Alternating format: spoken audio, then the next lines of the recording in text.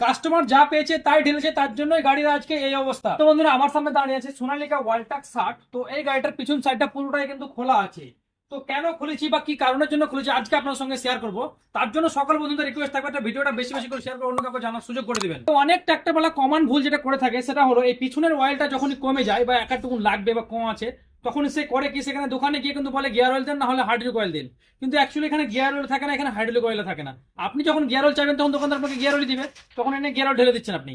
আপনার গাড়ির ভিতরে আগে কি অয়েল থাকে সেটা আগে জেনে নিন, তারপরে আপনি চাইবেন দোকানদারের কাছে। বন্ধুরা, যদি আপনার গাড়ি অয়েল ব্রেক হয়ে থাকে তাহলে আপনার গাড়িতে লাগবে কিন্তু ট্রান্সমিশন অয়েল বা ওট্টো বা ওয়াইবি। অনেকে যদি আপনি বলেন ট্রান্সমিশন অয়েল দেন তাহলে আপনাকে ট্রান্সমিশন অয়েল দিয়ে দিবে, বা ওয়াইবি বললে কিন্তু আপনাকে ট্রান্সমিশন অয়েল দিবে, বা ওট্টো বললে আপনাকে কিন্তু দিয়ে দিবে।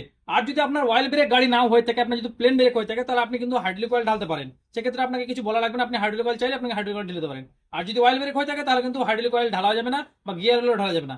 এই গাড়িটা কিন্তু সেটাই হয়েছে, এ চেয়েছে যেটা চেয়েছে সেটা দিয়েছে, সেটা এনে কিন্তু এখানে গাড়িটা ঢেলেছে। তার জন্য কিন্তু গাড়িটা পুরো মানে মালগুলো নষ্ট হয়ে গেছে, অনেক মাল নষ্ট হয়ে গেছে। আবার পিছনটা আমরা কিন্তু ওয়াশ করে এখন আমরা নতুন ট্রান্সমিশন অয়েল, জেনুইন অয়েল আমরা ঢালবো। অনেক গাড়িওয়ালা আছে এটা বলবে এটা তো নর্মাল, এটা তো আমরা জানি, কিন্তু অনেকে আছে আবার জানে না যে এখানে কি অয়েল লাগে। তো আজকে এই গাড়িওয়ালাও জানে না, তার জন্য কিন্তু এটা অবস্থা হয়েছে। তো যারা জানে না তাদের জন্য কিন্তু আজকের এই ভিডিওটা। তো বন্ধুরা, যদি ভিডিওটা ভালো লেগে থাকে একটা লাইক করে পেজটা অবশ্যই ফলো করবেন। ধন্যবাদ।